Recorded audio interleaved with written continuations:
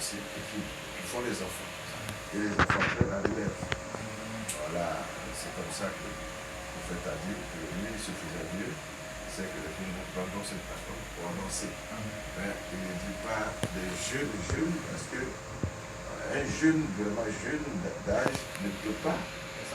Il ne peut pas prendre la parole de Dieu. S'il commence très très jeune, c'est bien, hein, il fera beaucoup de tâches dures.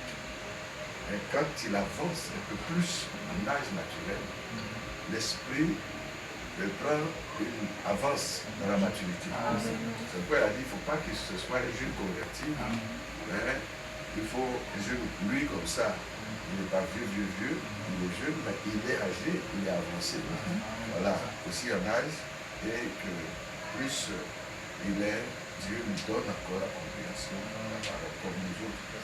Au fur et à mesure, la compréhension de la parole augmente, afin de pouvoir aider le peuple de Dieu élu, hein, parce qu'il s'agit du peuple élu de Dieu. Tout ce que moi je connais, c'est ce qui est calé dans mon âme, et c'est du peuple élu de Dieu que Dieu nous s'occupe.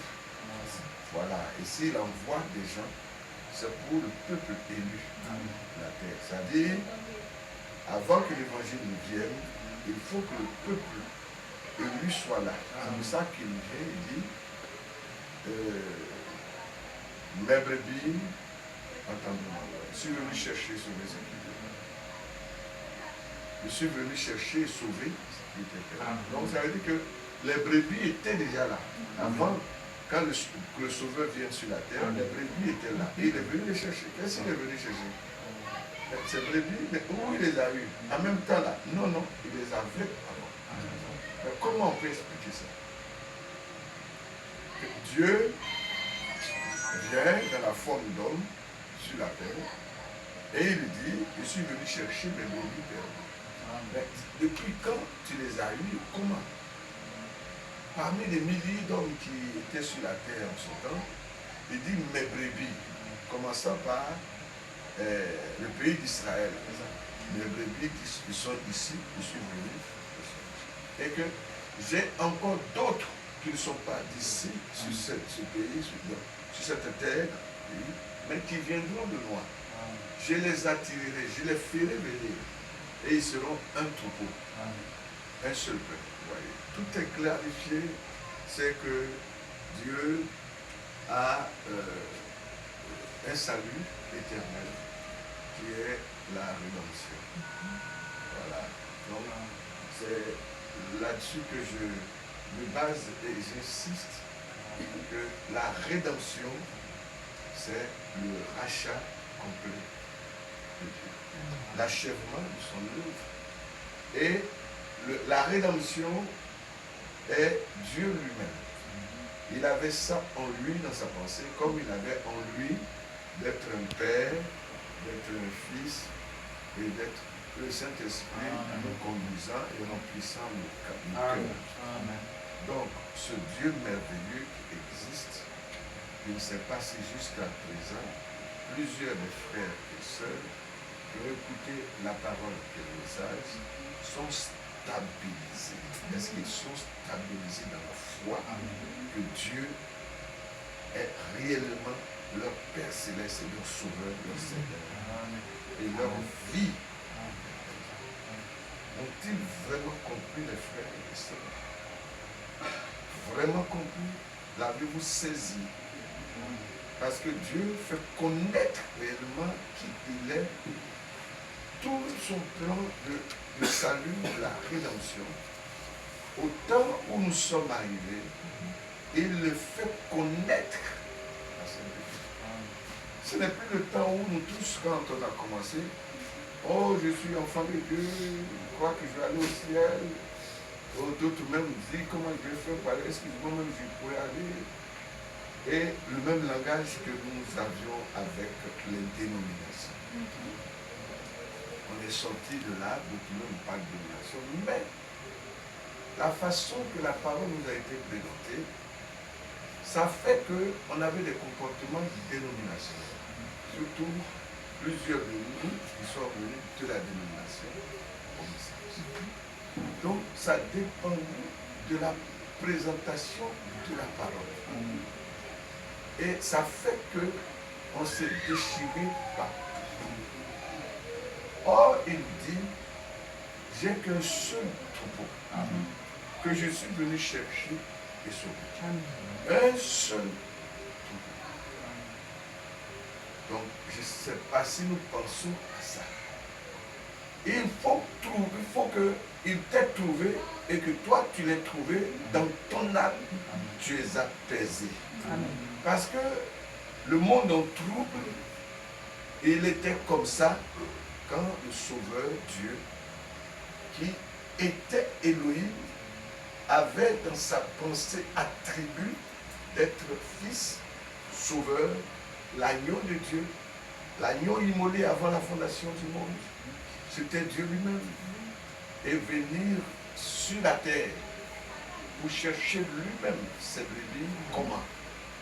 On va dire, il n'est pas venu en Côte d'Ivoire, il était venu en Israël, dans la chair d'homme. Alors, il devait se promener dans tout le monde pour chercher ses brebis. Il était venu en Israël, dans la forme d'homme, parce qu'il était une brebis immolée, l'agneau plutôt immolé. Dans la pensée de Dieu, il était immolé. Et Dieu doit réaliser ce que Dieu avait dans sa pensée. De la même façon qu'il avait pensé faire l'homme à son image, et qu'il avait pensé être le Père, Fils et Esprit, ça devait se réaliser. Il voulait créer un monde. Et un monde, pas un monde qui appartienne au diable, mais qui appartienne à son royaume, c'est-à-dire ce sont ces hommes, ces fils et ces filles, ces hommes-là venus d'Adam qui doivent peupler son monde. Dieu voulait avoir ses enfants.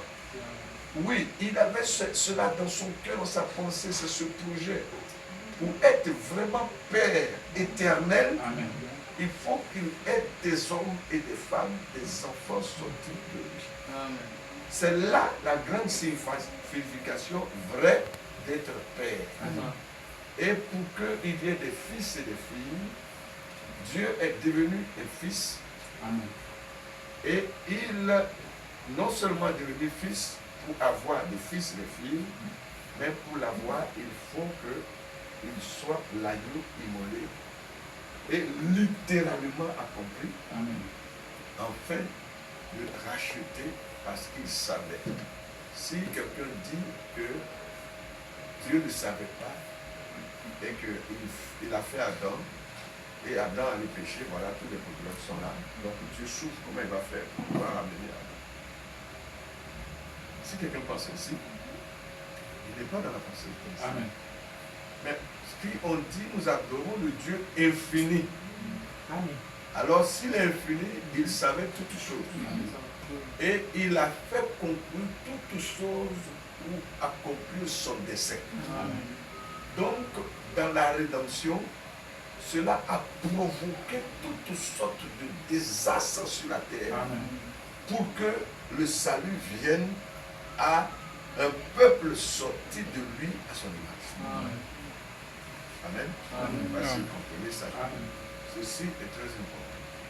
Il faut positionner les croyants, les enfants de Dieu. Le livre a été ouvert. Comme je le disais au frère, ce même livre, Daniel, dans l'Ancien Testament, avait vu le livre. Et Dieu lui a dit, scelle ce livre. Amen. Et ce sera ouvert au temps de la fin. Plusieurs le diront. Et la connaissance comme monde. Et il dit, ceux qui auront été intelligents verront comme des épreuves. En ce temps-là, les méchants continueront à faire le mal. Et aucun des méchants ne fera le mal. C'est toute la parole qui serait révélée au temps de la fin. Amen. Et quand ce sera révélé, les incrédules resteront incrédules. Amen. Quand ils rejetteront cette parole. Amen. C'est pour ça que je ne peux pas tout lire pour avoir du temps à cause du temps qui court. Et pour le dire en même temps que vous savez, dans l'Apocalypse à la fin, le livre de la révélation, comme le livre de Daniel est un livre de la révélation. Amen. Il y a beaucoup de visions dedans. Le livre de l'Apocalypse, c'est des visions. Et tout ça. Alors, quand il a dit, va Daniel, repose-toi. Voilà les yeux que le livre, c'est cela autant. C'est pas deux livres, c'est un seul. Amen. C'est le livre de la rédemption. Le livre du rachat. De tout ce que Dieu avait racheté, qui lui appartenait et qui sont dans son image, sa ressemblance. Il lui appartenait, même s'il n'avait pas la vie éternelle manifestée dans leur vie. Parce que nous confondons que non. On dit quelqu'un croit, il a la vie éternelle. Et je voudrais bien qu'on en parle bien ce soir. Quelqu'un dit, j'ai la vie éternelle parce que je vais aller au ciel. Parce que Christ est mort pour moi sur la croix. Ce langage est tenu par les catholiques, par les protestants, par les évangéliques, par toutes sortes de religions. On va aller au ciel parce que le Fils de Dieu est mort sur la croix. On te dit, bon, nous pouvons voir, nous donner la richesse, nous faire vivre bien sur la terre, et puis on va nous donner un ciel où on ne sait pas quoi. Mais la vie éternelle, ça ne se prononce pas de la vie. Ce n'est pas une confession. La rédemption, là, quand ça s'accomplit, ça s'achève, c'est que l'homme est arrivé à la perfection de Dieu. C'est pour ça que je voulais parler du sceau de la rédemption, ou le baptême du Saint-Esprit de la rédemption, que la vie de la rédemption. Et ce n'est pas un mot qu'on répète, ce ne sont pas des boutons, ce n'est pas du tout des rêves, ce n'est pas une confession. Amen. Amen. Que le nom du Seigneur soit béni. Amen. Je vais lire l'Écriture.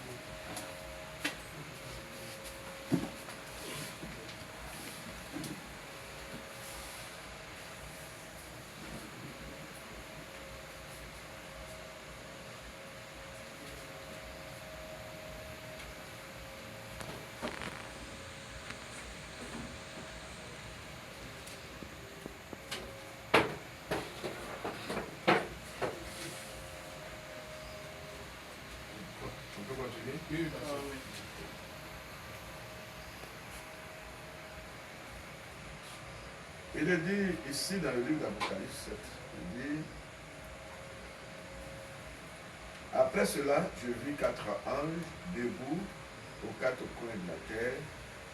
Ils retenaient les 4 vents de la terre, afin qu'il ne soufflât point de vent sur la terre, sur la mer et sur aucun arbre. Et je vis un autre ange qui montait du côté du soleil levant et qui tenait le sceau de Dieu vivant. Il cria d'une voix forte aux 4 anges à qui il avait été donné de faire du mal à la terre et à la mer. Et il dit, ne faites point de mal à la terre, ni à la mer, ni aux arbres. Or, il leur avait été dit de faire du mal à la terre aux arbres et tout ce qui s'y trouve. Mais il dit, avant de faire du mal à la terre, à la mer et les arbres, il cria d'une voix forte, celui qui tenait le sceau de Dieu. Il y avait des anges à qui la commission a été faite de détruire la terre. Et nous devons tous, comme des croyants, cesser de penser au monde et à tout ce qui se trouve dans ce monde, ou chercher des améliorations de vie, ou une aisance, ou lutter, se fâcher, s'énerver, parce qu'on t'a fait du mal, du tort, ou il y a de l'injustice quelque part, qu'on ne supporte pas, et la vie devient couramment quelque chose que, comme on fait la bataille, aussi il y a du froid. Alors, si on ne supporte pas, on se plaint. S'il y a la chaleur, on se plaint. Ou il y a toutes sortes de choses dans lesquelles nous vivons. Ça là, on ne peut pas aller à l'école pour apprendre que la nature, là, ne fait que tourner et retourner, retourner et retourner. On ne peut pas apprendre ça, on le connaît. Même dans les villages, même partout. La vie est faite ainsi. Et Dieu connaissait que ça arriverait ainsi. Voilà, il savait. Un Dieu infini. C'est dans ça là que Dieu peut se montrer Dieu. C'est dans ce chaos, dans cette chose souffrante, dans toutes ces difficultés qu'on rencontre toujours. S'il n'y a pas ça, le Dieu infini n'a pas du tout d'intérêt. On ne voit pas ce qu'il est. Amen. C'est pour ça que le monde, la vie est comme ça. Amen. Et qu'on se lève le matin, pensant qu'il serait quelque chose de meilleur, on s'y attend, on peut s'attendre à quelque chose de bon, mais c'est mauvais. Amen. Là où on ne pense pas une chose, c'est ce qui arrive. Amen. Donc il ne faut pas passer son temps à regarder à ça et tu es troublé, tu ne t'avances pas. D'autres même disent, affaire de Dieu la même, c'est pas trop important parce qu'on va où la vie ne change pas. On prie où on ne sait pas qui on prie, rien ne change. C'est la même chose. On souffre tous. Affaire de Dieu là, c'est qui n'existe même pas. Et on prend d'autres parts des choses, des pouvoirs. Mais je veux dire à vous qui dites croyez vraiment à ce Dieu. Amen. Parce que sans qu'il ait envoyé sa parole, on ne peut pas le connaître. Et puis, on ne peut pas le connaître si on n'est pas destiné à le connaître. C'est pour ça qu'il dit, c'est par grâce que vous êtes sauvés. Il faut que ça soit comme ça. Je ne peux pas continuer à aller à l'église, croire ce message des années sans que j'ai une pleine conviction de son existence, pas dans ma pensée, mais à l'intérieur de moi. Et je sens sa vie et je le vis et je suis rassuré du lendemain. Peu importe la souffrance, mais je suis rassuré du lendemain parce qu'il est ma sécurité. Chanter ces chansons, c'est bon. Les catholiques chantent les mêmes chansons qu'on chante. Mais qu'en est-il de ce que nous possédons réellement? Parce que celui qui chante par la possession de Dieu ou l'expérience spirituelle surnaturelle dans son âme, sa chanson est différente de celui qui chante pour chanter. Amen. Amen. Mais oui, pourquoi on chante? Quand d'abord on doit même écouter la parole de Dieu, on est conduit à chanter. On chante quoi? On chante le louange de celui qui existe et qui est mon sauveur et m'a racheté. Et je suis reconnaissant en le chantant, individuellement. Et plusieurs chantent maintenant en cœur parce qu'ils le ressentent dans leurs âmes. Ils sont convaincus du salut qu'il a accompli un jour sur la terre. Il ne faut pas que ça soit comme une religion. On chante parce que bon, on est venu à l'église. Je vous dis que les religions font ça tout le temps. Amen. Mieux qu'encore. Ils chantent des cantiques, ils chantent de loin, ils dansent, le dongolo, ils dansent n'importe quoi. Amen. Et puis après, ils viennent parler un peu de parole de Dieu. Et ils font un peu l'histoire de, je ne sais quoi, d'onction, de quoi, tombe ici, on se relève. Et puis ils ont fini, ils sont partis. Après, je comprends pourquoi après, moi, ceux qui me savent, d'autres abandonnent, d'autres non. Il faut ramener cette onction aussi pour prouver que nous sommes dans le message. Ça, ce sont des efforts. Amen. C'est Dieu, s'il veut se magnifier, se manifester, et il doit se manifester. Amen. Parce qu'il nous a rachetés pour agir et vivre. Amen. C'est ce que je vais encore rappeler à l'église. Au croyant que vous. Amen. C'est très important. Il y a le jugement qui vient. La terre tout entière doit arriver à son compte dans le péché. Il est dit, comme pour Israël, le péché des Amoréens, quand ça atteindra son comble, alors je viendrai vous sortir. Il faut que le pécheur pêche. C'est pour ça que dans l'Apocalypse dit que celui qui est pécheur pêche. Car je viens avec ma rétribution.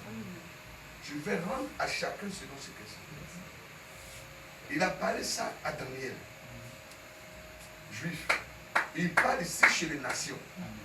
Parce qu'il y a la dispensation des juifs et la dispensation des nations qui font une seule chose, une seule promesse à Abraham. Amen. Quand il a promis à Abraham que je bénirai et de toi sortira une nation et des nations. Et Dieu ne faillit pas. Pourquoi il est venu chez les nations après être né, passé par Israël, et il vient ici parce qu'il sait qu'il a fait la promesse en double à Abraham. Amen. Et qu'il sortira d'Abraham la foi que lui va bénir. Amen. Et tous ceux qui sont bénis avec Abraham, pour la foi d'Abraham, sont bénis avec Abraham le croyant. Donc, si nous descendons dans les racines des choses, tout ce qui est arrivé dans le monde, Satan est un fin religieux et il a pour mission de détourner, de détruire, de pervertir, de renverser. Dieu le connaissait et Frère Branham dit qu'il savait que Lucifer serait Satan. Amen. Et tout ça, qu'est-ce qui a provoqué? C'est la rédemption. La rédemption de quoi? Un agneau était immolé avant la fondation. Amen. Mais son rôle, il doit jouer son rôle. Amen. Si l'agneau était immolé avant la fondation du monde, mais il doit. Donc, Dieu, qui était un agneau immolé dans sa pensée de racheter. Racheter quoi? Mais donc, comment peut-il être sauveur s'il n'y a pas quelque chose qui est à racheter? Donc, Dieu savait qu'il achetait. Et que Satan a fait dégringoler tout ça. Mais comme il est en lui un sauveur, le libérateur, le racheteur, le rédempteur, il a laissé que les choses arrivent ainsi. Il faut continuer ça. Amen. Si quoi que ce soit arrive dans ta vie, amen, si tu n'as pas la foi, tu seras fou. Tu vas déambuler partout. C'est pour ça que Dieu, il approche ses enfants. Amen. Depuis l'ancien temps jusqu'au nouveau temps. Amen. Et à la fin de ce nouveau temps, nouveau testament, nouveau, voilà, alliance, il fait que ses enfants le connaissent. Amen. Afin qu'ils puissent être situés quant aux calamités, aux problèmes, aux causes. Amen. Que le nom de Seigneur soit. Amen. Amen. Pourquoi lui pardonne le péché de ses enfants? Mais qu'en réalité, nous n'avons rien vu dans cette affaire. Amen. On n'a pas nous-mêmes apprêté notre naissance. Amen. On n'a pas provisionné ça. Aucun. On est né. Personne n'a dit à un père et à une mère, mettez-moi au monde. Tu es venu dans le monde. Tu es né à travers le sang. et ce sang a été contaminé du péché. Bien aimé, mais Dieu, il le savait. C'est son plan de la rédemption. Amen. Pourquoi? Parce que l'agneau avait été immolé. Amen. Et il est venu comme ce panier pour accomplir ce qu'il avait dans sa pensée. Amen. Quant à la rédemption de la chair. Adam, quand il a créé à son image, ça veut dire, il l'a fait manifester. Parce que quand on dit créer, parfois on peut dire quelque chose qui n'était pas, et puis après on l'a fait venir. C'est pas ça pour Adam. Les animaux ont été créés. Adam, on ne peut pas trop parler de créer. On veut dire, il a amené à l'existence ce qui était en lui, dans sa pensée. Amen. Donc, vous voyez pourquoi Dieu peut s'identifier à un agneau, homme, pour venir sur la terre. Pourquoi doit-on fournir tant d'efforts pour descendre sur cette terre dans une souffrance? Pourquoi? Il a perdu quelque chose qui est sorti de lui. Donc c'est une partie de lui perdue. Amen. Et si une partie de lui est perdue, il n'est pas complet. Amen. C'est sorti de lui. Amen. Si une maman, son enfant, il ne trouve pas, elle pleurera jusqu'à ce que. Et si son enfant venait à ne plus vivre, mais elle va pleurer parce que c'est une partie d'elle. Amen. Elle n'est plus au complet. Amen. Elle se sent vraiment malheureuse à cause de son enfant. Voyez? Donc Dieu, la parole de Dieu dit, révélée, dit, Dieu habitait avec ses attributs, lui seul dans son éternité ciel. Dans son éternité. Parce qu'on dit créa le ciel et la terre. Mais si elle n'existait pas, terre non plus. Mais lui était où? Amen. Il a toujours existé. Il avait toujours existé. Donc il a commencé à faire venir à l'existence ce qu'il pensait. L'homme était en lui. Amen. C'est pour ça qu'il dit, il fait l'homme à son image, à sa ressemblance. Il ne l'a pas dit des animaux, mais l'homme. Amen. Est-ce que tu peux comprendre ça? Afin que ça t'amène à te situer et à savoir qui tu es. Que si tu es un croyant, tu n'es pas n'importe quoi. Amen. Tu n'es pas une espèce animale ressemblant à l'homme. Non. Amen. Il y a une espèce dans les animaux Oui. qui ressemble proche de l'homme. Amen. Et lui a sa descendance. Oui. C'est ça qui fait le mélange de tout. Amen. Et quand la Bible dit ici, celui qui ment, qui continue de mentir, qui vole, qui continue de voler, adultère, qui continue de le faire, ça s'adresse à cette partie qui est l'homme perverti, qui ressemble à l'homme, qui est un homme animal et qui est descendant du serpent par le diable. Amen. Et ces êtres humains ont le gène de Satan. Oui. Le péché ne peut pas les quitter. Amen. Ils sont conçus ainsi pour faire la différence.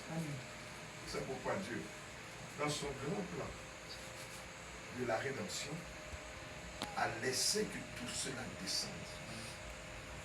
Mais écoutez, il nous donne une parabole, et puis il dit, deux semeurs sont sortis pour semer. Ça, on n'a qu'à expliquer ça. Le semeur allait semer dans son champ Amen. les semences du royaume. Il dit, ce sont les fils du royaume. Bien précisé. Amen.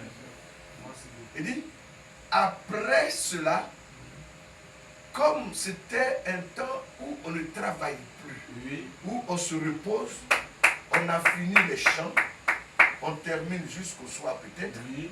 on a fini de s'aimer. Amen. La bonne semence se sème dans le jour. Amen.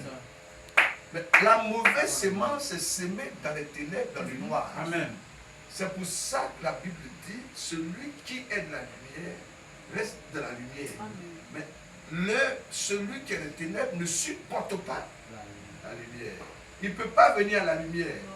Sinon, ses œuvres seront dévoilées. Amen. La lumière, c'est la parole. Et maintenant, les enfants de la sémence des ténèbres ne supportent pas la parole. Amen. Ils n'aiment pas venir à la lumière et ils ne veulent pas se confesser pour dévoiler leur nature. Amen. C'est pour ça que Dieu vient, commençant par la repentance. Il sait que ce n'est que ces images, les fils du royaume, qui peuvent revenir à la lumière parce qu'ils sont originellement dans la lumière. Amen. Ils sont sémés dans la lumière. Et quand la parole frappe leur intérieur, tout de suite ils se réveillent, ils savent qu'ils ne sont pas des ténèbres. Pourquoi ils se répandent? Pourquoi ils mettent leur vie en ordre? Parce qu'ils sont sémés dans le jour. Amen. Et que leur âme sémence à la ressemblance de Dieu qui est l'image et lumière. C'est pour ça qu'il n'a pas manqué de dire, vous êtes la lumière du monde. Faites pour éclairer dans les ténèbres. C'est cela qui est très important que nous devons comprendre. Donc, ce n'est plus la sorte de christianisme qu'on a vécu hypocritement jusqu'ici. Si nous arrivons à ce stade, qu'on est encore dedans, attention, il dit que le juste pratique encore la justice. À la fin, il dit, je viens bientôt. Donc, dans l'âge de sa venue, où tout est déjà fait, il dit, il y a un messager, le dernier messager de cet ange,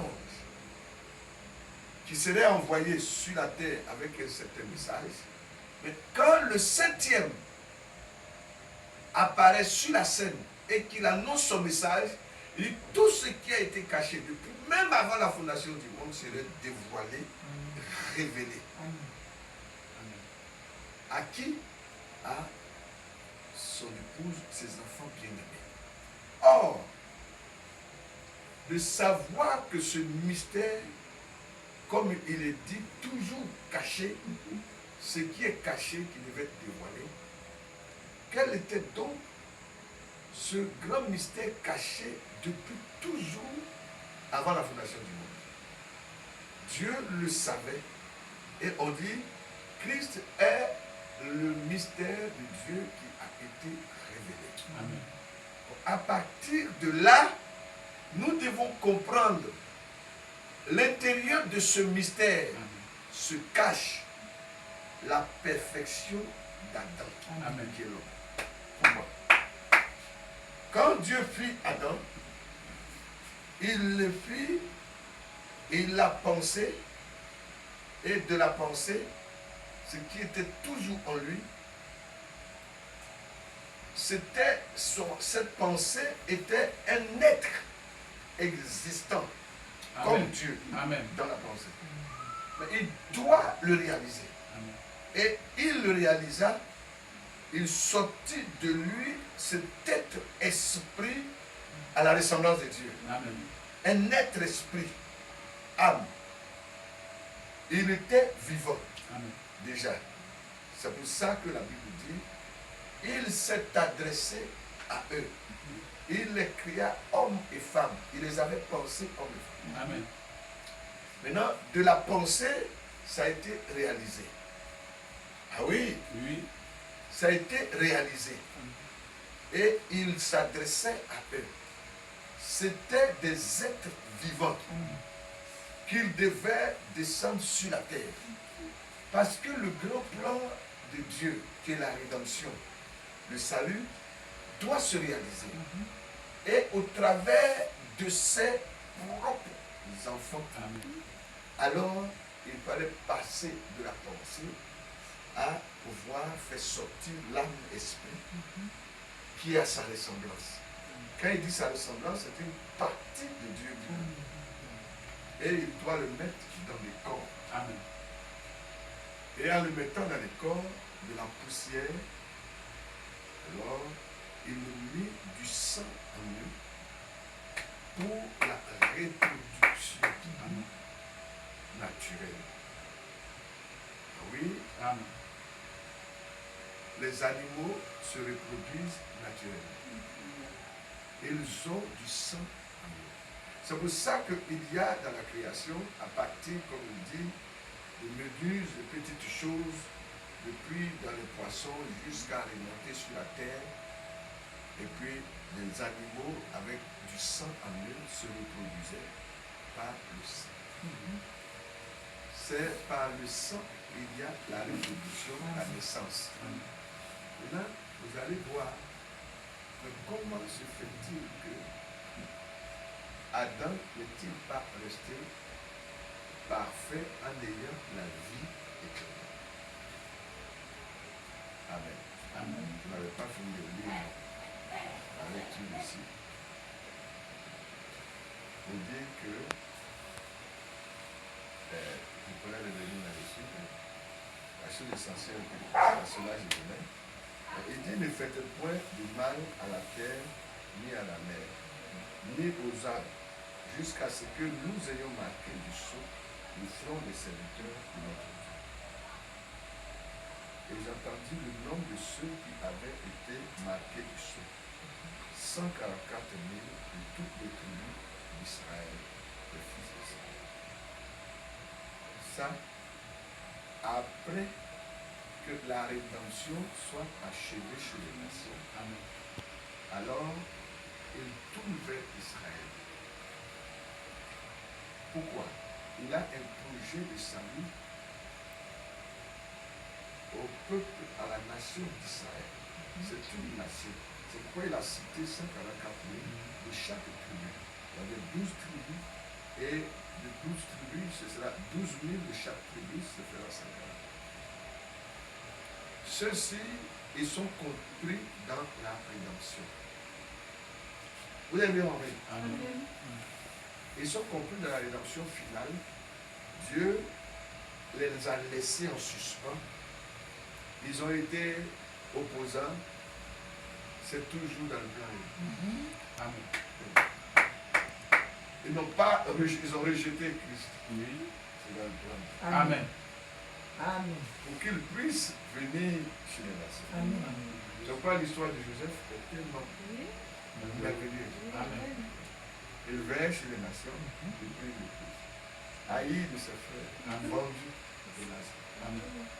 Oh, l'histoire de la rédemption, Alléluia. on peut chanter. Amen. Alors donc, il devait être marqué dessus. Alors le sceau, c'est quoi? C'est le Saint-Esprit. Amen. Le sceau, c'est quoi? C'est la marque. Amen. Le sceau, c'est le gage que toi, c'est fini, c'est pour l'éternel. C'est une portion de la vie éternelle en toi. Amen. Parce que le Dieu Elohim, qui est Père, Fils, Saint-Esprit, cet esprit-là, c'est Dieu lui-même. Amen. C'est l'esprit éternel, mais il doit donner une partie de cette vie éternelle dans chaque homme et femme attribut de Dieu. Amen. C'est pour ça qu'il a dit, si je ne m'en vais pas, c'est pas grave. Bon, pour vous, ce ne sera pas avantage. Je m'en vais et je viendrai à vous. Je serai en vie avec vous jusqu'à la fin. L'esprit de vérité que le monde connaît, mais vous le connaissez et il y a avec vous. Ah, oui, il est esprit, mais c'était l'être divin. Amen. Dans la chair, c'était l'esprit, c'était le Père, le Fils et le Saint-Esprit. Amen. C'était au miséricorde. Amen. Il dit, je suis venu vous racheter. Le prix doit être payé. Il doit avoir une expiation du sang. Et puis la vie doit venir. Amen. Oh! Quand il s'agit de la vie éternelle, frère, cessons de le chanter inutilement. Cessons de le réciter. Ça doit être du vrai, et du concret. Ah! Sinon, notre foi dans le Seigneur Jésus ou que dans l'agneau de Dieu immolé est vaine. Parce que la sémence d'Abraham croit ce que Dieu est et Dieu a fait jusqu'à posséder la promesse. C'est ça la foi. Alors, quand il s'agit d'aller dans ça, on revient à dire la foi d'Abraham qui s'étend d'Israël jusqu'à dans les nations, c'est elle qui reçoit les promesses. Car il est dit que ceux qui ont la foi d'Abraham, c'est eux qui reçoivent la promesse. Parce que ta foi, ce n'est pas toi qui l'as inventée. La parole de Dieu dit c'est le don de Dieu. Tu es venu avec ça. Parce que tu es une image, les caractéristiques de Dieu se trouvent en toi. Donc la foi habite. Même endormi dans le péché, c'est Dieu qui va le réveiller. Amen. C'est pour ça une conversion qui ne vient pas de Dieu. Si Dieu lui-même ne va pas parler à l'homme qui a la foi, cette foi ne se réveillera pas. La dénomination ne peut pas réveiller ça. Une quelconque pensée, quelconque enseignement ne fera rien. Il faut que Dieu soit dedans. C'est pour ça quand il a dit à ses disciples, attendez, ne faites rien sans que je vienne. Parce que ce sera l'Esprit, Dieu, qui convainc les cœurs. Puisqu'il dit, quand le Saint-Esprit viendra, il va convaincre les péchés.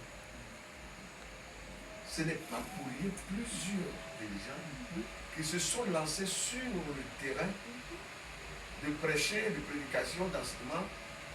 Les âmes qu'ils soi-disant ont gagnées ne sont pas croyants. Parce qu'eux-mêmes, ils ne sont pas croyants. Il faut l'Esprit de Dieu dans ces gens pour que l'Esprit opère. Parce que c'est lui qui sait trouver ses brebis égarées. Et c'est lui qui peut réveiller ses brebis endormies. Quand il vient à ton cœur, la Bible dit, mesure le cœur vivant. C'était qui a touché leur cœur? C'était le Saint-Esprit. Il aurait pu laisser les pierres commencer à prêcher comme ça sans lui. Ce n'est pas possible.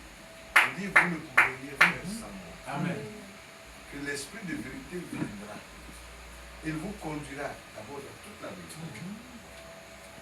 Ce que j'ai dit, c'est ça, il va prendre et il va vous lancer. Frère, retournons à l'ancienne adoration véritable. C'est à cela que le message nous a envoyé.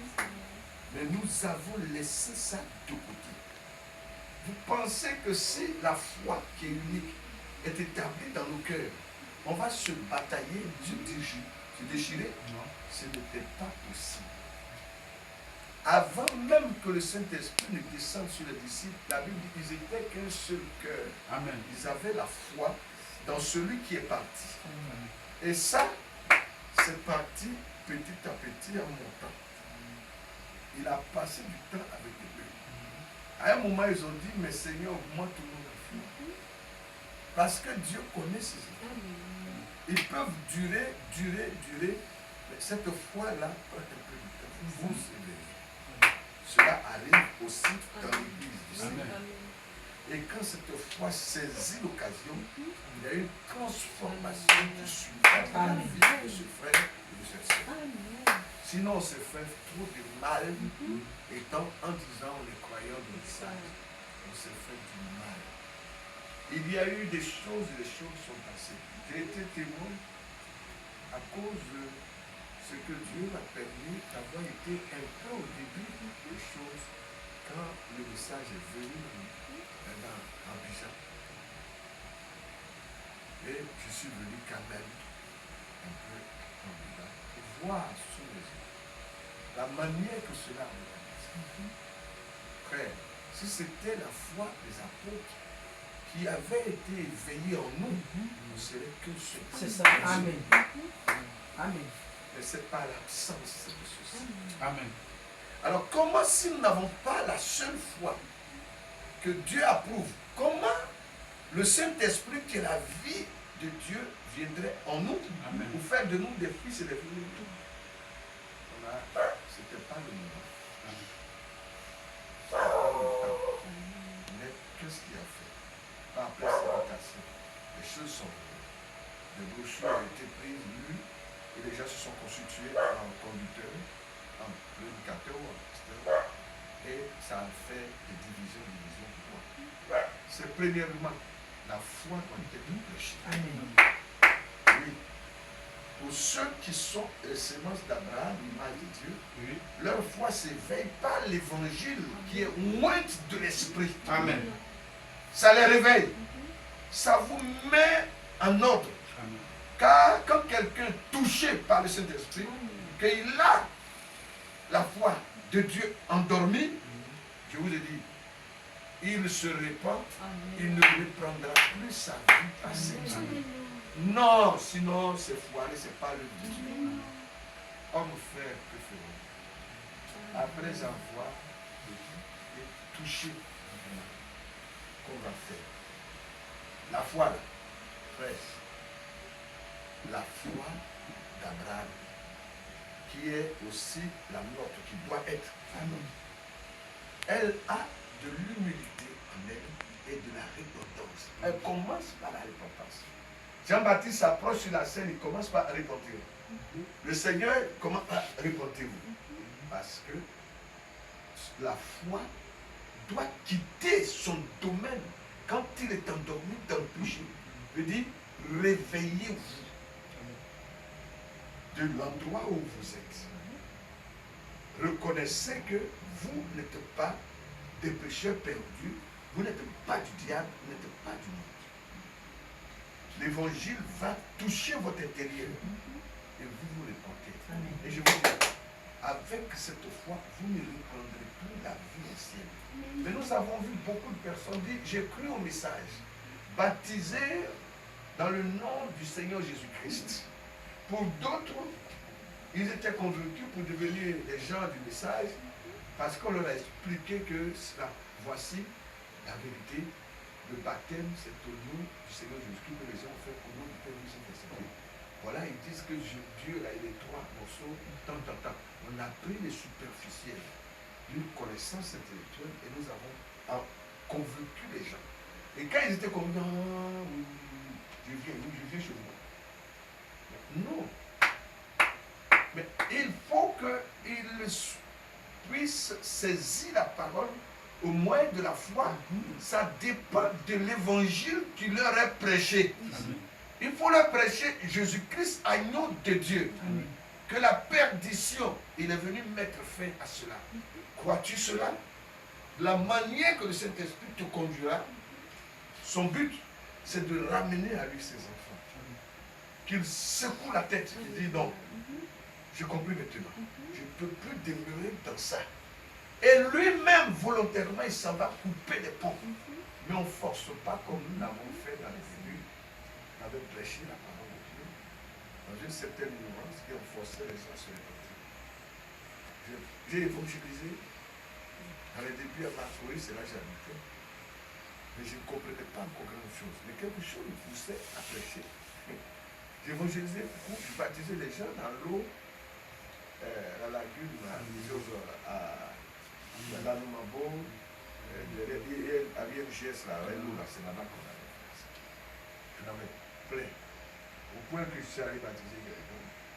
J'ai baptisé des personnes. Et puis il y avait 2 hommes qui étaient là.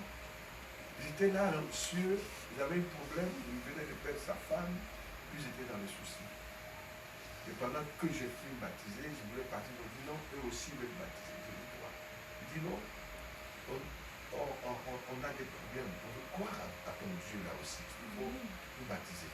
Mais il n'y avait pas d'expérience. Je suis allé les baptiser. Ils ont été baptisés, mais après où ils sont baptisés, les plus et plusieurs de ceux qui ont été baptisés, je les appelle. Pourquoi? C'était pas le moment. Passez par trop de choses. Je vis trop de choses. beaucoup de personnes à beaucoup de messages séparés, division. Ils sont allés de ce côté-ci. Ils sont allés faire leur groupe quelque part. D'autres sont restés là. Le pasteur qui m'a baptisé, Jérémie, à son âme décédée, avait baptisé toute ma famille parce que j'ai ramassé toute ma famille et j'ai envoyé me baptiser. Tout. Maman, soeur, si je croyais le message, mais ce n'était pas en profondeur. Mais c'était un petit quelque chose quand même. Amen. Alors, donc, vous voyez, après l'église où on était, il y avait un groupe d'intellectuels étant là dans l'église, ils ne supportaient pas le pasteur qui est seul en train de conduire. Ils se sont pensés que il faut qu'un groupe dirige une église, ce n'est pas un pasteur qui doit. Ça là, ils ont tiré ça un peu de loin. Voilà. Et puis, l'église cassée. Séparation. Et c'est parti de l'illusion. La première église d'Abidjan, je ne parle de la première église d'Abidjan. Amen. Et si cette église n'avait pas existé, non, ce n'est pas. C'est ça. Mais ça a commencé vraiment faiblement, plein d'erreurs, de faiblesse et tout ça. Dieu a permis. Amen. J'ai vu beaucoup de choses. Ce que je vous dis, avec une petite expérience. Amen. Ne croyez pas superficiellement. Ça vous fera du bien. Vous n'aurez pas le sceau de la rédemption. Amen. Or, le sceau de la rédemption, c'est le Saint-Esprit qui atteste que vous avez été racheté. Amen. Que vous appartenez à Dieu. Il te donne le Saint-Esprit, il dit que c'est le gage. Amen. Regardez. Regardez. C'est pour ça que si Israël, quand Dieu doit visiter Israël, il faut qu'il reçoive le Saint-Esprit. Qu'il y ait le gage qu'ils sont rachetés de Dieu. Amen. Je veux dire, ici dans le livre d'Éphésiens,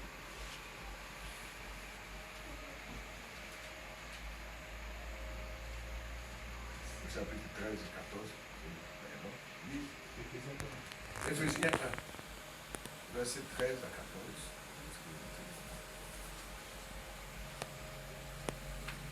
Il dit, en lui, vous aussi, après avoir entendu la parole de la vérité.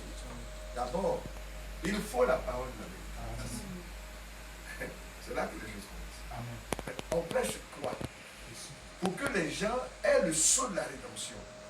Quelle quoi on prêche aux gens? C'est la parole de la vérité. Amen. Parce que c'était Christ lui-même, la parole de la vérité. Amen. Et que les apôtres ont dit, celui que nous avons touché, vu, contemplé, qui est la parole de vie, Amen. c'est lui que nous vous prêchons. Amen. Il y a une seule vie, un seul Christ, un seul Seigneur, Amen. un seul Dieu et Père. Amen. Mais nous on prêche qui? Quoi? En différentes choses. Non. Le Saint-Esprit, j'insiste, qui est le gage et le sceau Amen. que toi tu appartenais à Dieu.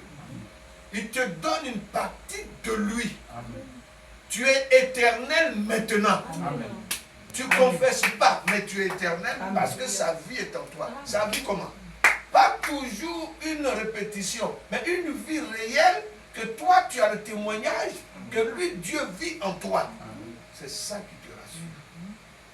Si tu aimais insulter, faire palabre, et que lui t'a touché, tu t'es repenti, tu ne reprends plus cette voie. Et il sait que tu lui appartiens. La foi qui est éveillée en toi a ses œuvres. Et, frère, la foi d'Abraham, c'est elle, cette foi dont nous sommes issus, et il y a cette même foi. Il y a des œuvres dans la foi d'Abraham. Une foi sans œuvre ne peut pas recevoir Dieu, la vie éternelle. Frère, tellement des illusions dans lesquelles on a été conduits. Alors, lorsque nous avons cette foi qui était réveillée en nous, parce qu'on ne fabrique pas, c'était en nous, le temps marqué. C'est comme par exemple, je vais parler d'une chose naturelle, pour l'expliquer. Abibi, c'est là, c'est un bébé, est né.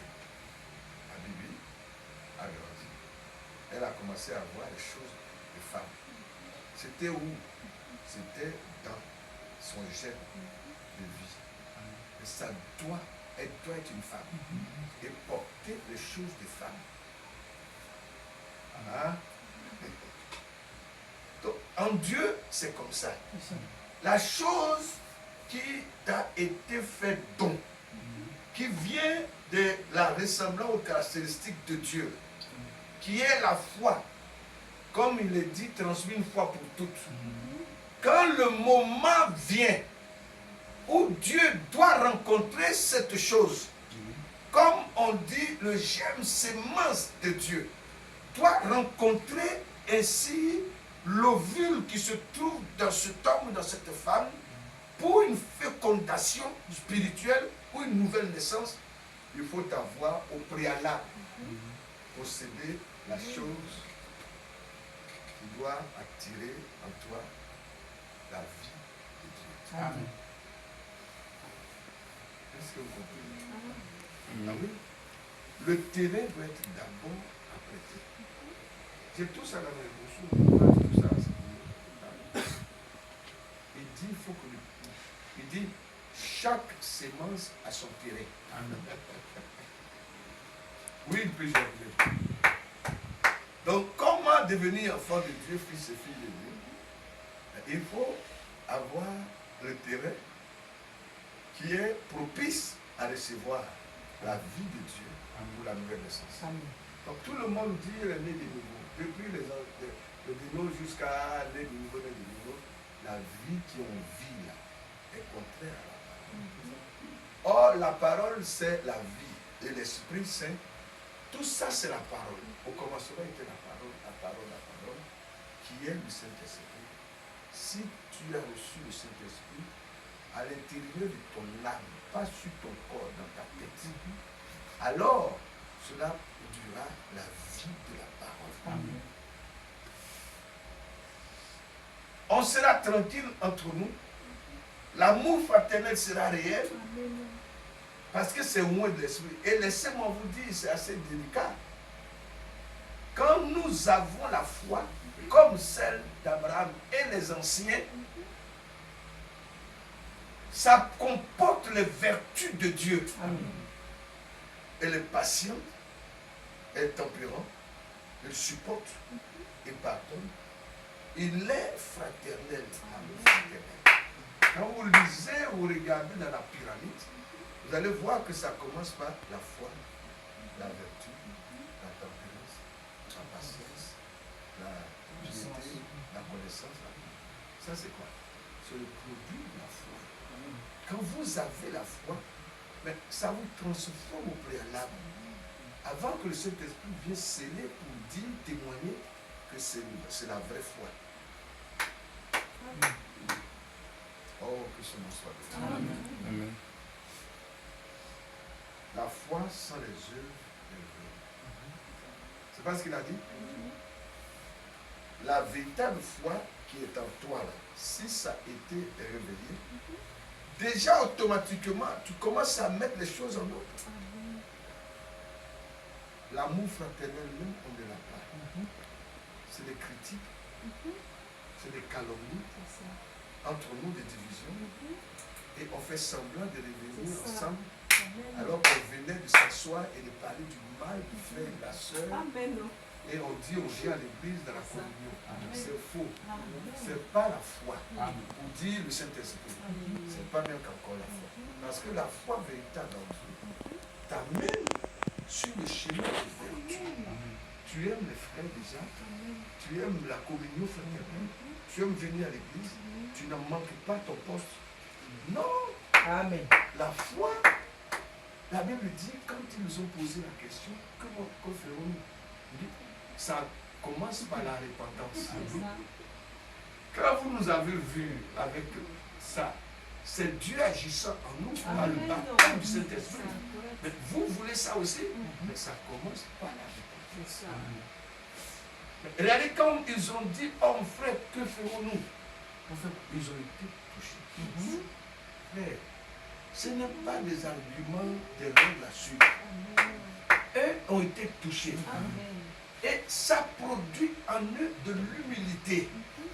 On fait quoi? Ils étaient prêts à se soumettre à ces hommes remplis de l'esprit pour les conduire. Mais nous, quelle sorte de foi nous avons aujourd'hui qu'on ne peut pas se soumettre à quelqu'un pour nous conduire dans la voie du Seigneur? Ce n'est pas la foi. Mais c'est dans toutes ces choses que nous vivons. Quand cette foi-là, elle ne peut pas être une foi stérile. C'est une foi vivante. Et c'est là que cela procure la purification, le pardon des péchés, qui est la sanctification. Et ensuite, le Saint-Esprit vient demeurer. Dieu vivant en toi grandit jusqu'à la perfection.